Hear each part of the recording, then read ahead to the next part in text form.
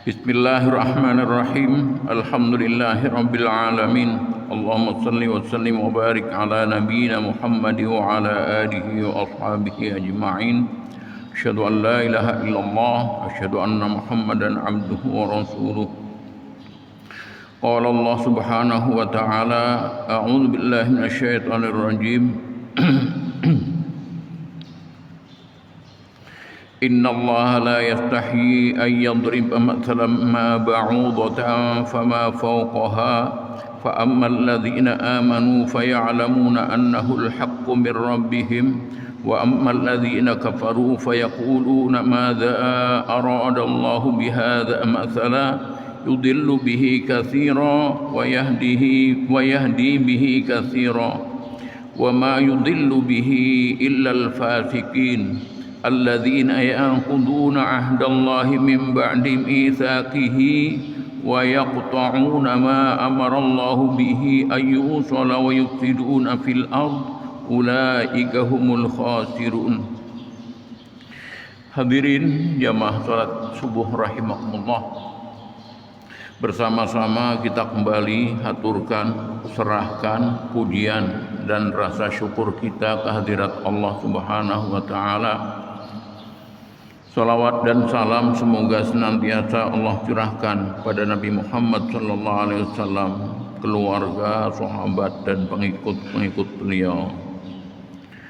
Hadirin rahimakumullah, semakin hari lontaran permusuhan terhadap Islam dan umat Islam itu semakin menjadi-jadi. Otaknya adalah orang Yahudi, bawahan orang Yahudi adalah liberal, LGBT, Islam Nusantara, Syiah, dan komunis. Syiah Rafidhah yang ternyata sudah ada di Indonesia itu sudah bekerja sama dengan komunis. Jadi ketika ada ustadz-ustadz yang ternyata memusuhi Islam, diantaranya adalah kece yang sudah dipukuli, dan ini muncul lagi pakai kopiah, pakai sarung, pakai sorban, dan ternyata ceramahnya adalah memusuhi Islam. Itulah hasil rekrutmen dari Syiah Rafidhah dan PKI. Sementara PKI sendiri itu mereka sudah mulai bekerja, walaupun kerjaannya itu dengan sembunyi-sembunyi. Oleh karena dengan sembunyi-sembunyi dan tidak nampak itulah sehingga banyak orang Islam yang mengatakan, mana PKI, orang sudah dilarang, tidak ada lagi. Tapi orang Islam yang diberi oleh Allah inspirasi itu kan tidak buta, tidak tuli, hatinya pun, basirahnya pun oleh Allah itu diberi radar, tahu. Nah, oleh karena itu sekarang kita kehati-hatian di dalam Islam. Ada seorang penanya, bukan nanya dengan saya, penanya dalam sebuah majelis taklim. Dia mendengar khutbah ustadz itu menangis karena ustadz itu seakan-akan melecehkan dengan hafidun dan tahfidz, rumah tahfidz. Karena dia tidak puas, maka ketika ada pengajian ustadz itu dia nanya, dan pertanyaannya ya sesuai dengan apa yang dirasakan waktu dia nangis. Kalau dikatakan oleh Presiden Amerika, kata penanya, saya tidak heran karena memang kerjaannya seperti itu.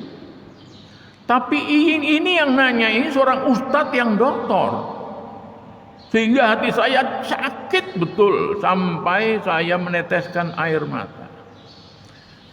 Sudah selesai nanya baru dijawab, Pak, mohon maaf, saya bukan sekedar mengajar di satu rumah tahfidz.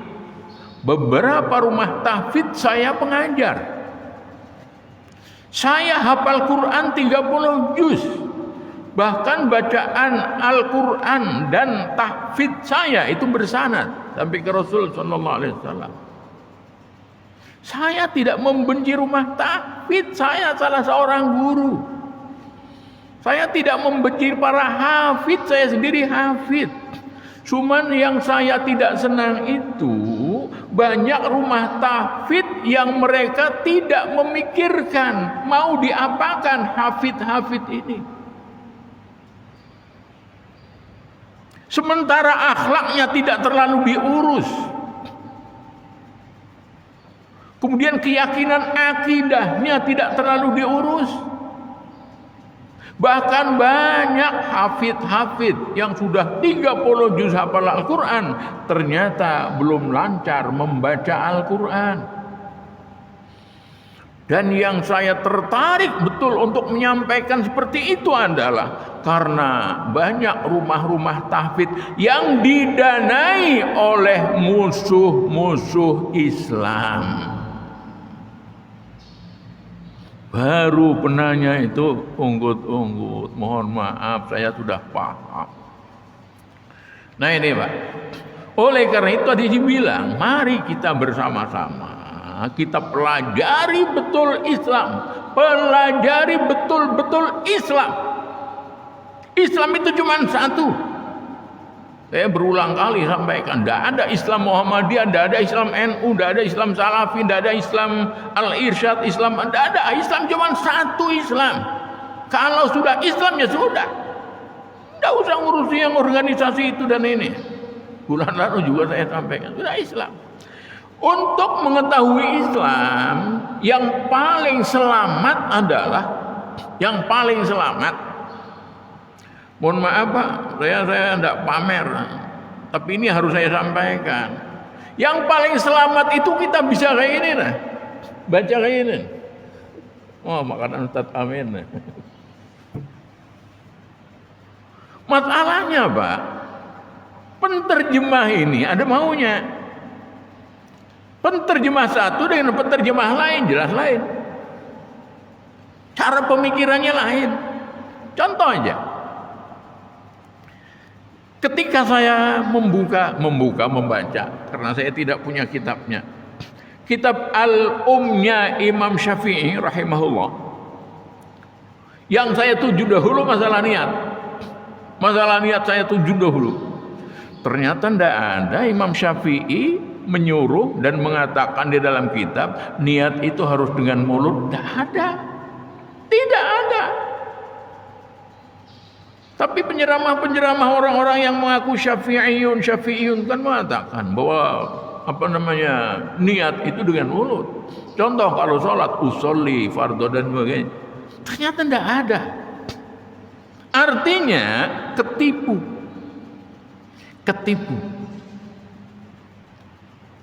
Untuk bisa membedah kitab-kitab asli, maka diperlukan waktu yang lumayan untuk belajar ilmu alat. Ilmu alat secara ringkas saja garis besar dibagi dua. Ada nahwu, ada sorof. Nahwu tidak perlu hafalan pun insya Allah bisa dipahami. Kalau di pondok itu dihafal semuanya. Tapi kalau sorof tidak mungkin bisa, tidak mungkin paham tanpa hafalan. Fa'alu fa'alat fa'alata fa'alna fa'ala yaf'ilu fa'lan wa maf'alan wa huwa fa'ilun fadaka maf'ulun maf'ul la taf'ul maf'alun mif'alun. Harus hafal.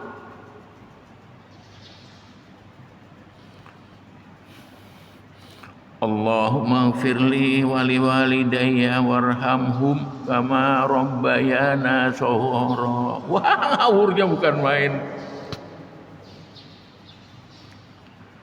Allahumma gfirli dzunubi wa liwalidayya warhamhuma kama rabbayani shaghara.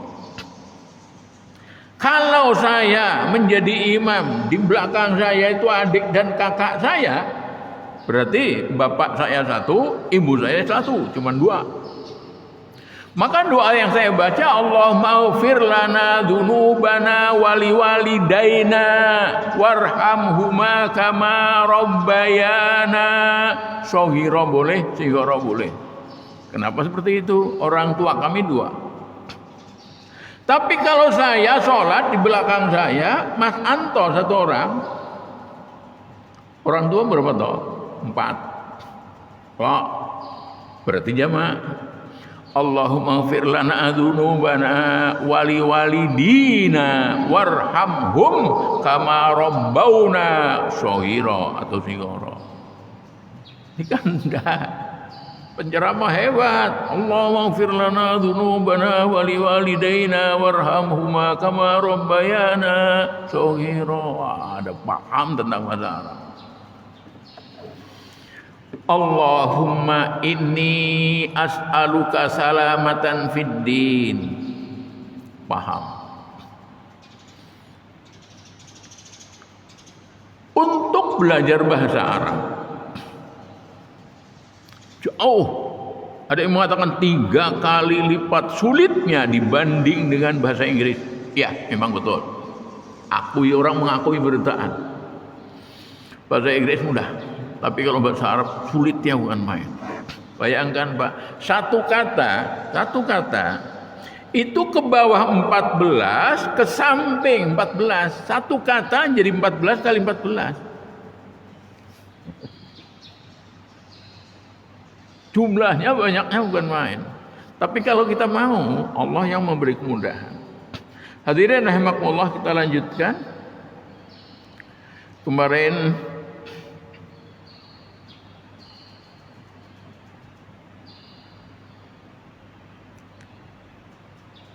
kita sudah pelajari bahwa apapun yang terjadi itu kita yakin dari Allah.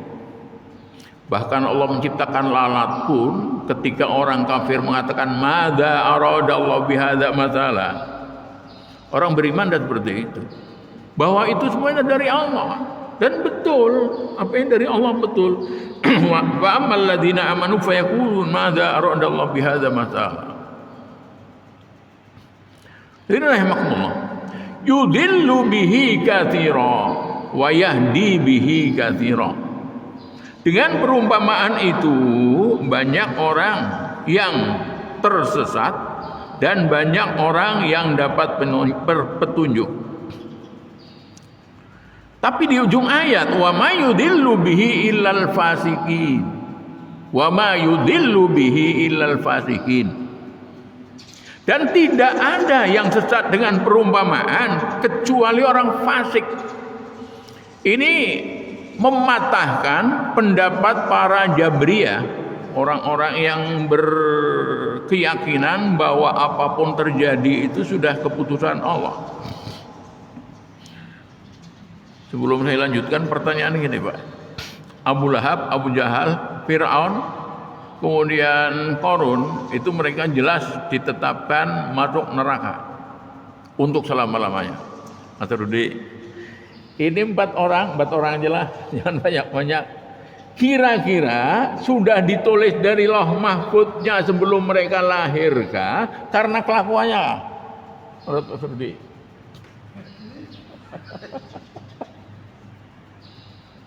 Ayo. Hah? Tertulis? Ya. Oke. Jawabannya karena sudah tertulis di Lauh Mahfud. Kayak apapun baiknya, tetap dia harus kafir. Gitu loh. Pertanyaannya, gimana dengan sifat Allah yang Rahman Rahim? Di mana sifat Allah? Saya membuat ini untuk sesuatu yang tidak baik. Biar dia mau berbuat baik, tidak bisa. Kamu sudah kutetapkan jadi orang tidak baik. Sekarang yang merasakan sakitnya neraka siapa? Allah lah. Mereka Allah. Berarti Allah zalim. Allah tidak ada sifat zalim. Allah tidak sama sekali punya sifat zalim. Akan tetapi mereka sendiri yang berbuat zalim. Jadi jawabannya adalah Allah sudah memberi bekalnya. Saya ulang lagi, Allah memberi bekal baik dan buruk. Kalau kamu mau melaksanakan baik, maka kamu akan beruntung selamat. Kalau kamu pilih yang buruk, kamu akan rugi selama-lamanya. Allah tidak beritahu. Mohon maaf Pak, mohon maaf. Kalau kita berkeyakinan bahwa orang kafir itu sudah tertulis sana, yang tertulis kan namanya qadha samena, qadha. Belum takdir belum. Qadha. Yang ditulis itu secara umum. Orang kafir itu tulisan di Lauh Mahfuz adalah penghuni neraka. Orang beriman tulisan di Lauh Mahfuz itu penghuni surga.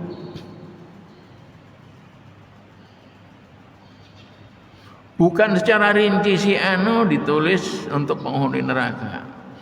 Gimana dengan hadis? Walaupun orang ini baik, kalau tertulis di sana adalah penghuni neraka, maka satu jengkal sebelum mati dia akan berubah.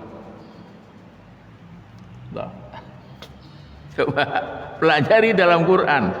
Adalah Allah menyuruh manusia untuk berbuat buruk. Tidak ada. Kalau Allah menyuruh senantiasa menyuruh berbuat baik, kemudian ada orang yang dipaksa oleh Allah untuk menjadi orang buruk karena tulisan di sana sudah buruk dahulu, maka Allah tidak adil. Sifat Rahman dan Rahim Allah sia-sia, percuma saja.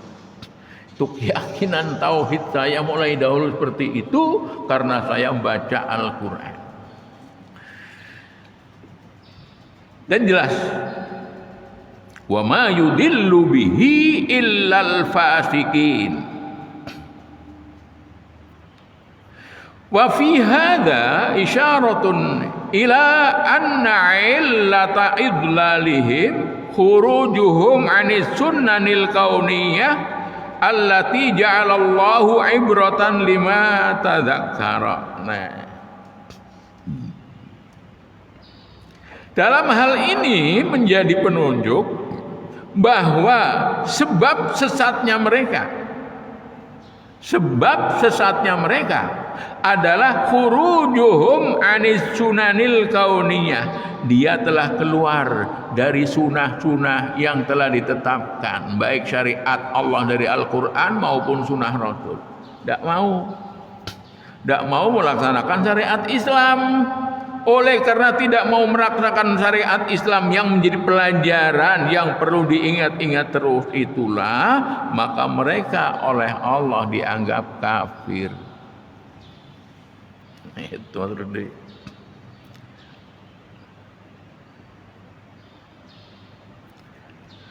Kemudian fa isnadul idlal ila Allah taala isnadul fi'li ila sababi.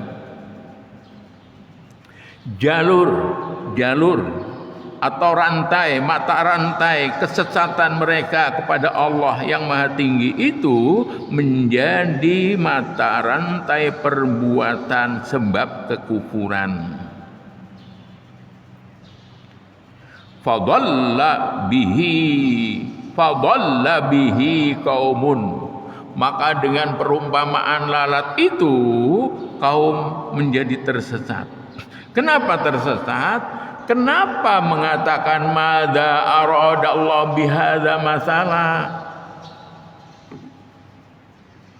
Kan awalnya orang kafir Tuhannya dihurunginya oleh lalat. Tuhannya dihurungi lalat. Oleh karena lalat menghurungi bosnya, sadiklah orang kafir. Maka ketika Allah menciptakan lalat itu, dia mengatakan madza aradallahu bihadza masalah. Apa sih maunya Allah menciptakan lalat yang menghurungi Tuhanku ini? Di mana awal kesesatan sehingga terucap seperti itu? Kenapa dia harus menyembah batu? Yang jelas-jelas dia tahu batu itu sendiri atau kayu itu sendiri mereka yang membuat. Masuk akalkah Tuhan dibuat oleh manusia sendiri? Aku maulah ini, berarti ini lebih kecil derajatnya dari aku.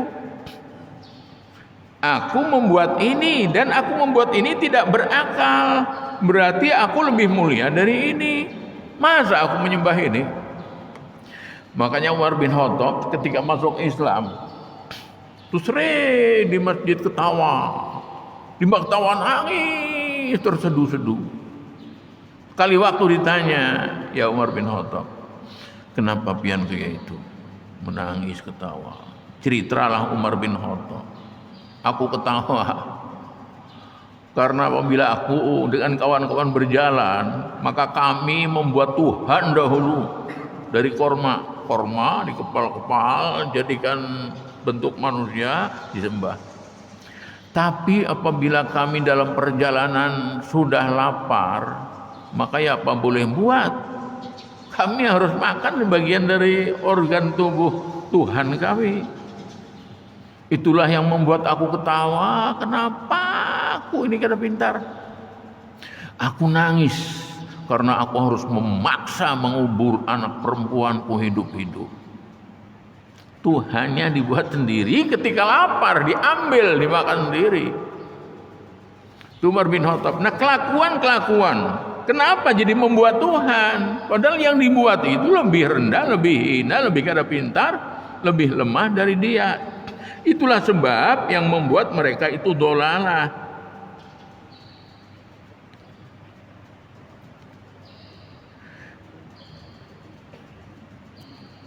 Tasabbaba lidolalihim wa hudahum. Itulah sebab-sebab yang membuat mereka sesat atau mereka mendapat petunjuk. Bukan karena Allah telah menetapkan untuk menjadi orang tersesat. Makanya saya sering bilang, itu 1400 tahun yang lalu ketika Allah nurunkan Al-Quran lewat Jibril pada Nabi Muhammad SAW, itu kan petunjuk. Hudalinnas, ini loh tunjukmu. Siapa yang mau mengambil petunjuk dan dipakai untuk acuan hidup, maka dia selamat, dia aman dunia akhirat. Siapa yang mencampakkan seperti orang kafir, diletakkan di punggung mereka, maka mereka akan tersesat, akan sedih, dan akan gundah hidup dunia akhirat. Beraninya yang menyampaikan seperti itu banyak orang-orang kafir yang sugih-sugih. Yang jelas ketika hatinya kafir kepada Allah, itu tidak pernah sama sekali hidup tenang. Sanulqi fi qulubil ladzina kafarur ru'ba bima asyraku billah. Kami lemparkan perasaan gundah, ar-ru'ba, takut, macam-macam. Bima asyraku billah, karena perbuatan mereka syirik pada Allah. Allah yang bilang seperti itu. Jadi orang yang tidak beriman pada Allah, tidak ada orang yang tenang dalam hidup, tidak ada. Lihat aja. Fir'aun tidak pernah satu detik pun selama matanya melek, tidak tidur. Bahkan tidurnya pun didatangi mimpi api melalap istananya. Tidurnya pun tidak tenang. Qarun tidak pernah tenang. Dia harus mencari sensasi terus supaya orang tertarik, supaya orang memuji bahwa aku paling sugih. Mencari mangsa. Orang yang beriman tenang. Itu kalau kita baca di dalam kitab Firqatun Najiyah, bagus benar sana. Orang yang beriman tenang karena hatinya tertuju kepada satu titik saja, yaitu ridha Allah Subhanahu wa taala. Sedangkan orang yang kafir, termasuk orang-orang Islam yang syirik, itu hatinya tercabang-cabang, bukan sekedar dua, mungkin bisa sampai 3, 5, 4, 10 dan sebagainya. Saya sholat supaya jualan saya payu. Ternyata ada payu-payu. Ada orang beritahu, mun sholat aja pian nggak ada harapan. Ulun sholat saban malam Ya kayak ini aja terus. Alhamdulillah, begitu ulun diberitahu alamat yang memberi syarat, alhamdulillah jualan ulun payu. Tadi sudah 2 nih. Allah sholat supaya jualan payu, tambah 1 lagi, hendak wadah uskun. Uskun apa Mas Rudi? Ini istilah baru nih. Tahu kalau Mas tahu. Uskun, Pak. Ini yang lagi terkenal ya, uskun. Uskun itu ustadz. Ada orang datang, biasanya ustadz itu buka warung. Itu nukar banyu dahulu 2 botol. 2 botol loh. Itu.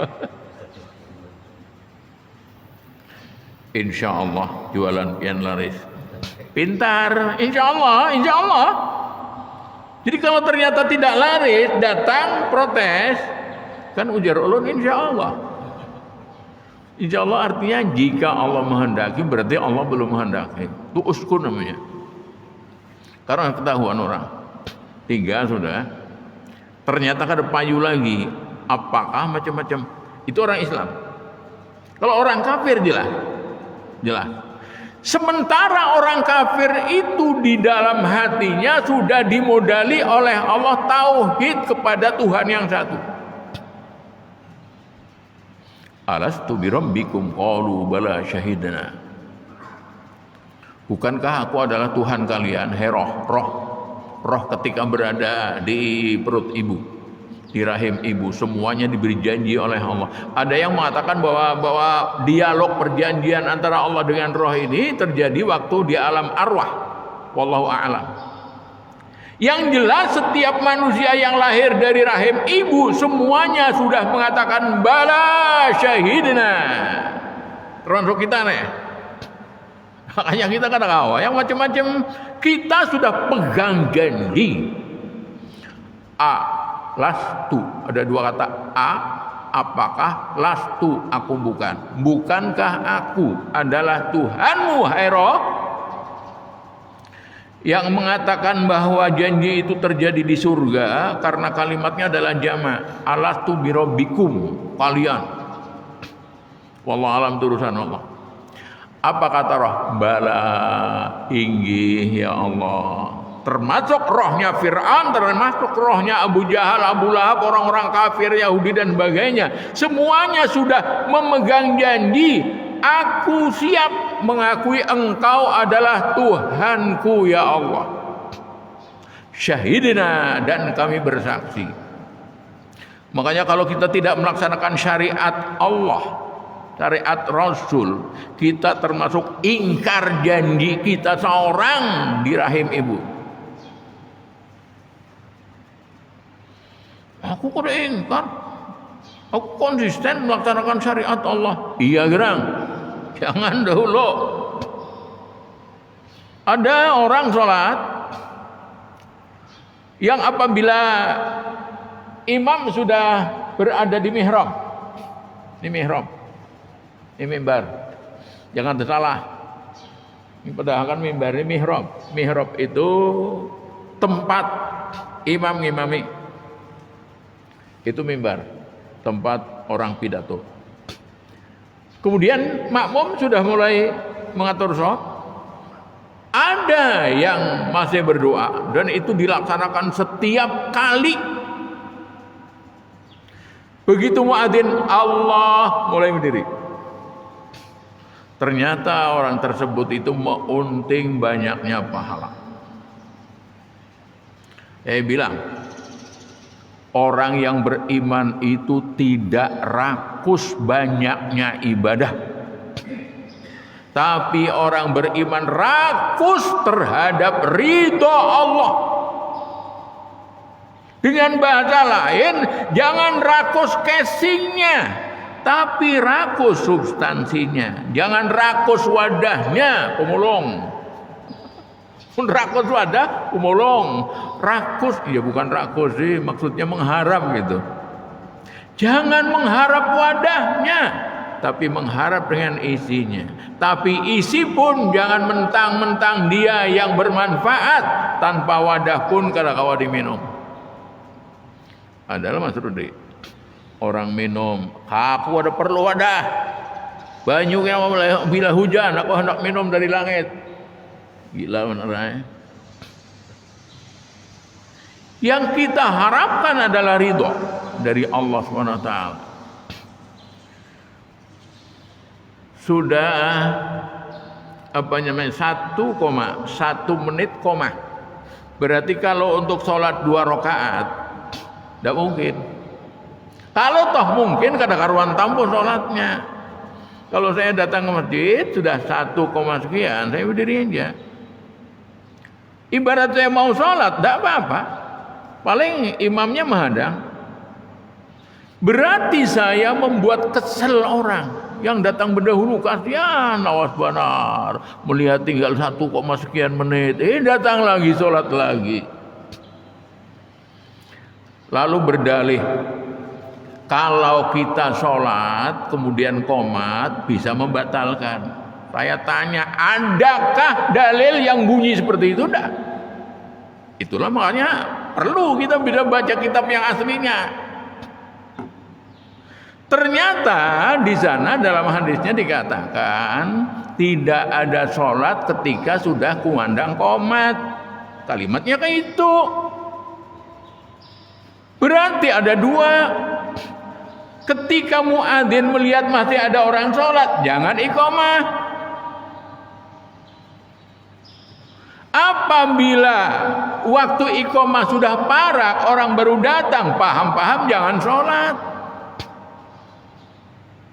Bukan berarti biar aja sholat, bila qomat aku batalkan diri. Nauzubillah min dzalik, mohon maaf aja. Jadi penjelasan itu bukan dari hadis. Hadisnya itu tidak ada sholat ketika kumandang qomat. Bunyi hadisnya gitu. Bukan batalkan sholat ketika iqamah. Tidak ada kayak mati itu. Tidak ada.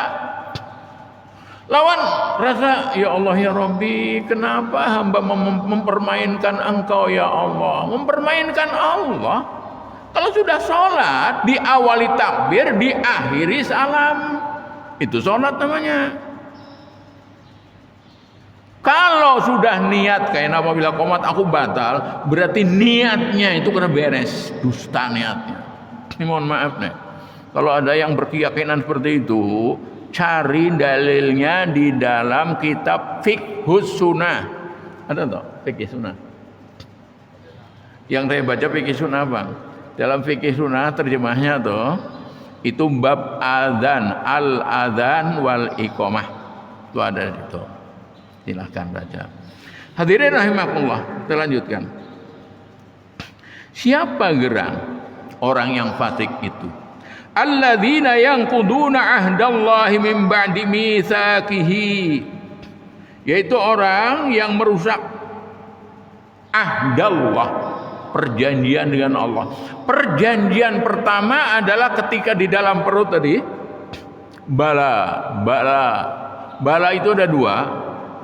Ada bala yang bencana, itu tulisannya ba, lam, alif, hamzah, balaun. Itu bala bencana atau ujian. Kalau ini ba, lam, alif lainah, bala, tidak ada hamzahnya. Itu artinya inggih, setuju. Bala, inggih ya Allah, ulun siap mengakui pian adalah pengatur hidup ulun di dunia. Yang kedua, bahwa orang-orang ahlul kitab itu mereka sudah siap untuk mengimani Nabi Muhammad SAW dan menolong perjuangannya. Wa idz akhadallahu mitsaqan nabiyyina lama ataitukum min kitabi wa hikmatin thumma ja'akum rasulun musaddiqun lima ma'akum la tu'minunna bihi wa la tansurunna. Ketika Allah mengambil janji para nabi-nabi orang Bani Israel, kemudian Allah mengatakan apabila nanti datang seorang rasul membawa kitab yang membenarkan kitab kalian Taurat dan Injil, apakah kalian mau mengakui, apakah kalian mau mengimani dan menolongnya? La tu'minunna bihi wa la tansurunnah. Mereka mau. Aqrartum ala dzalikum isri, maukah kalian mengambil janji ini? Mereka menjawab, qalu aqrarna. Jadi orang Yahudi dan Nasrani itu mereka mengingini mereka siap untuk mengimani Nabi Muhammad SAW dan menolong perjuangannya. Dan perjanjian dengan Allah mereka sambut, aqrarna, kami siap. Ternyata apa yang terjadi?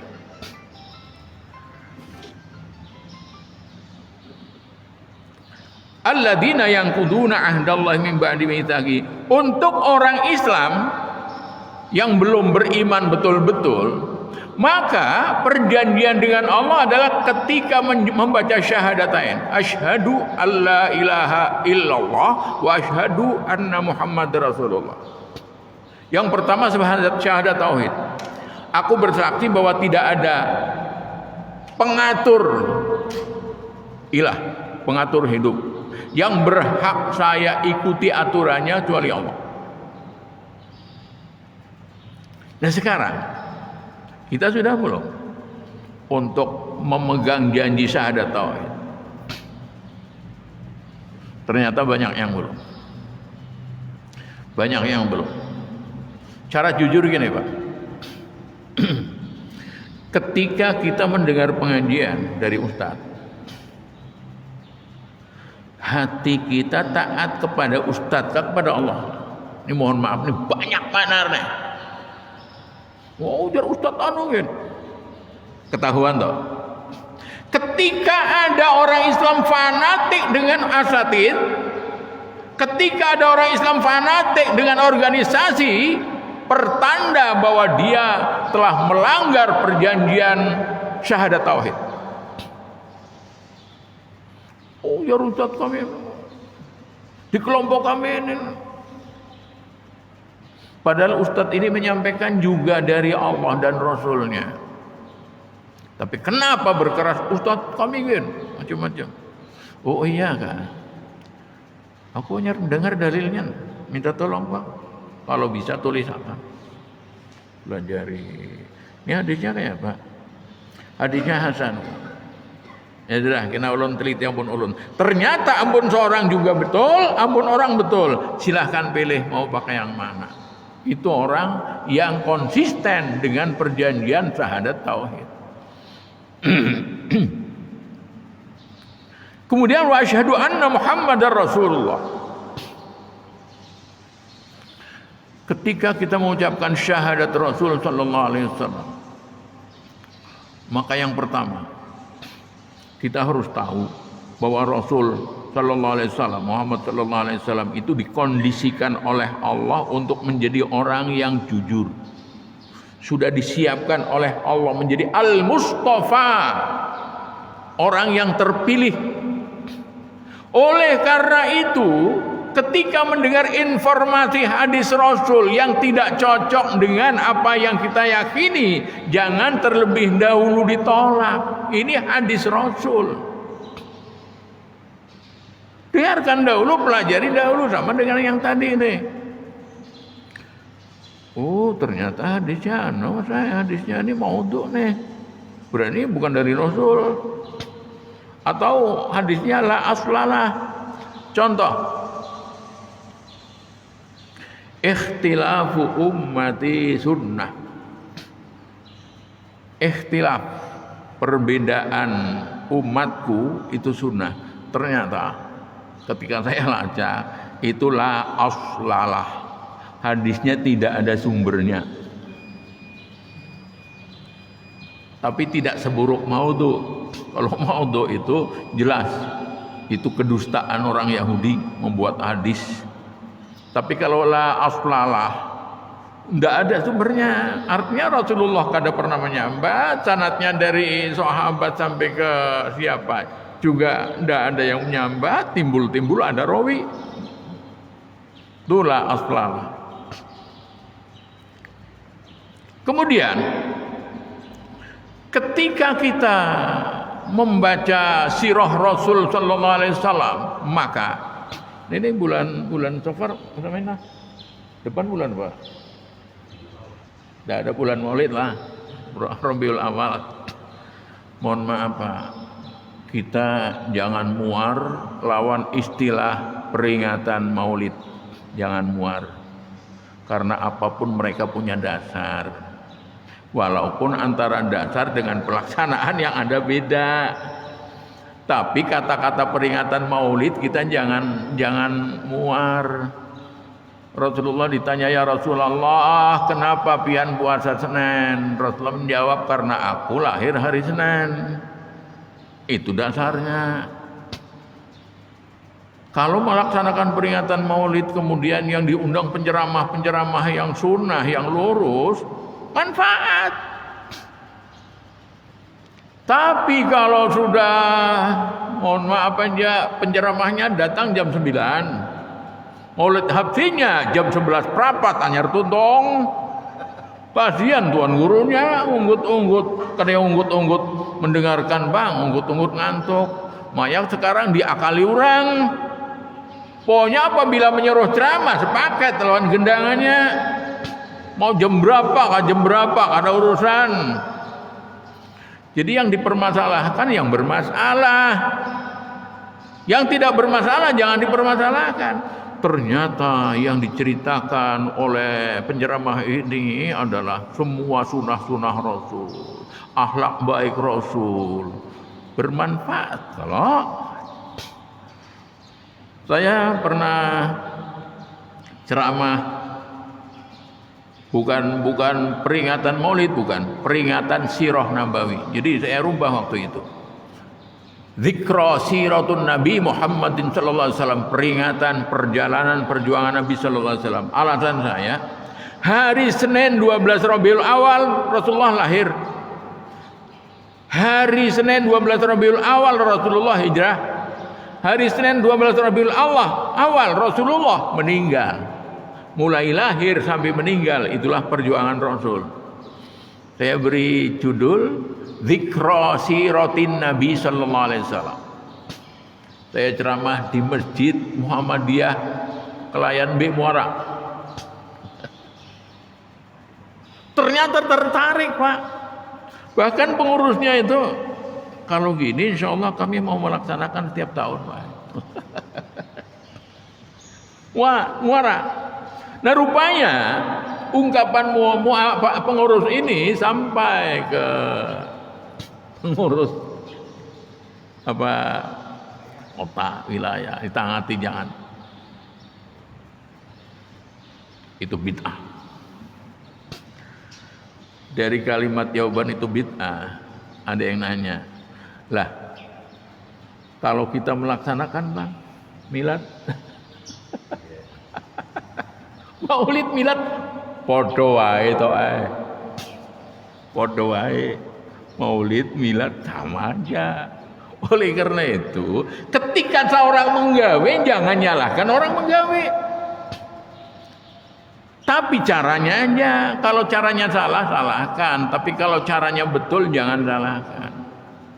Jadi umpama di sini hendak melaksanakan itu dengan niat ngumpulkan orang supaya orang Islam tahu gimana sih Rasulullah sebenarnya, supaya jangan dimanipulasi orang, tidak ada masalah. Di masjid saya kenapa tidak melaksanakan? Melaksanakan dulu tiap tahun. Yang saya undang ustadz-ustadz yang kompeten sunnah Rasul. Yang terakhir yang ceramah Ustadz Aiman. Jadi bumbuan salafi itu kadang menolak kalau disuruh ceramah peringatan Maulid, kan menolak, justru kesempatan. Tanya waktu itu saya akraban, gimana di masyarakat di Masjid Pian itu? Ceritakan ya padanya. Banyak benar yang hendak ini. Ceramah masalah perjalanan Rasul yang sebenarnya. Begitu ustadznya bulik, berunuman bubuannya. Oh ini bukan Maulid, bukan, ini malah menentang Maulid. Mulai itu ya sudah, kalau gitu ya sudah, kami kan usah melaksanakan lagi. Pun ternyata bubuan pian yang hendak runum juga. Alhamdulillah sampai ini kan melaksanakan. Tapi saya tidak pernah menolak, membenci, apalagi membid'ahkan. Yang saya bid'ahkan itu yang rame-rame di masjid atau di rumah sampai orang tuntung sholat asar, penceramahnya masih pelalau-pelalau ceramah. Di mana penceramahnya sholat? Orang sholat asar masih ceramah aja. Ya ke rumahnya jauh pada perkampungan yang ada didengar orang di rumah, karena apa? Rumahnya bahala sejalur lawan masjid. Maka beristilah. Pengeras suaranya beristilah. Diarahkan ke masjid kami nih. Supaya kami tahu bahwa mereka bukan aliran kami. Oh itu.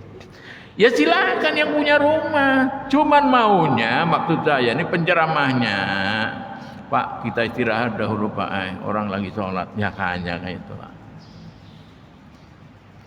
Hadirin rahimakumullah, itu syahadat Rasul. Nah oleh karena itu ketika kita betul-betul tidak ingin dikatakan merusak perjanjian, maka coba kita ingat-ingat syahadat tauhid dan syahadat Rasul, adakah yang saya langgar? Kalau ada, maka cepat-cepat minta ampun pada Allah dan kembali pada yang benar.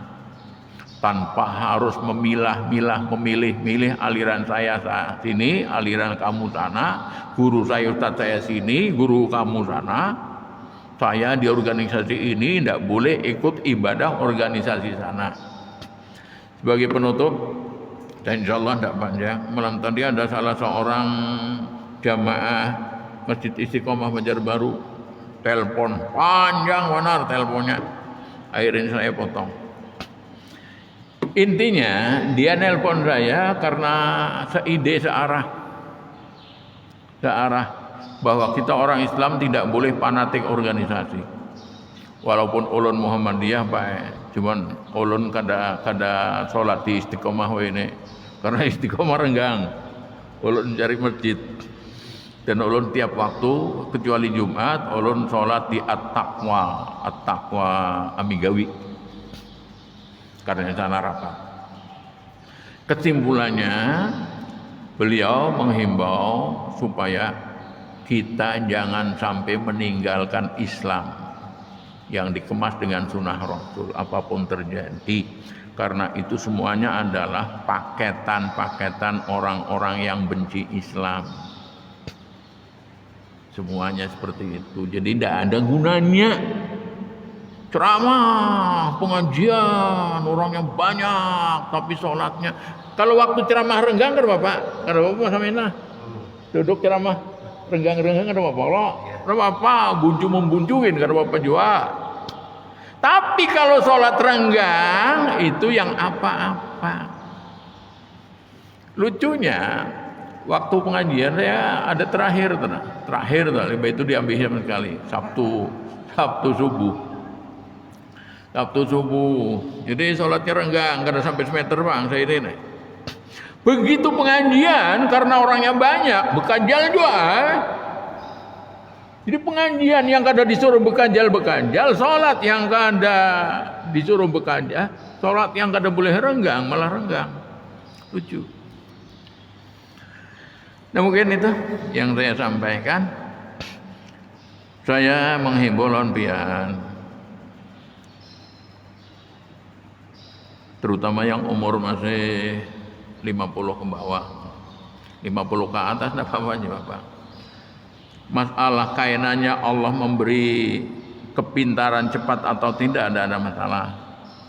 Apa kira? 2 ilmu tadi nih. Nah, itu ustadznya itu ustadznya itu. Nahwu lawan sorok pian kanji. Pian yang pian sudah bisa, tapi pian jarang membaca kitab kuning atau kitab putih lah. Sekarang banyak yang putih bang. Atau pian kada usah susah nukar kitab, kada usah mendownload saja, download kitab kuning gitu ya. Ini judulnya kitab kuning apa aja. Pian lancari ilmu alat itu. Karena pian banyak tenganga. Itu wah itu. Ternyata yang sementara disampaikan Ustadz, yang pian baca di dalam terjemah banyak yang pian terkanjut kan itu. Tempulu masih ada waktu. Kalau waktu sudah habis, dikubur kededa pengajian nahu sorok kededa.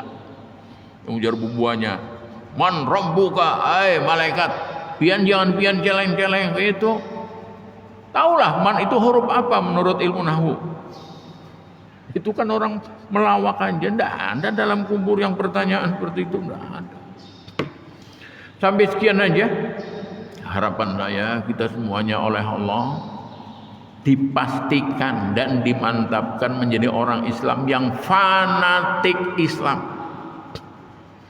Dan mudah-mudahan Allah membuang sekecil apapun fanatik kita kepada tiga: fanatik syuyuh, fanatik syu'uh, dan fanatik syiasah.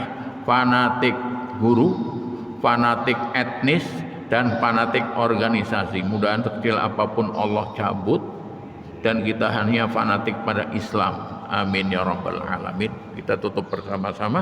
Subhanakallahumma wa bihamdika asyhadu an la ilaha illa anta astaghfiruka wa atubu ilaik. Assalamualaikum warahmatullahi wabarakatuh.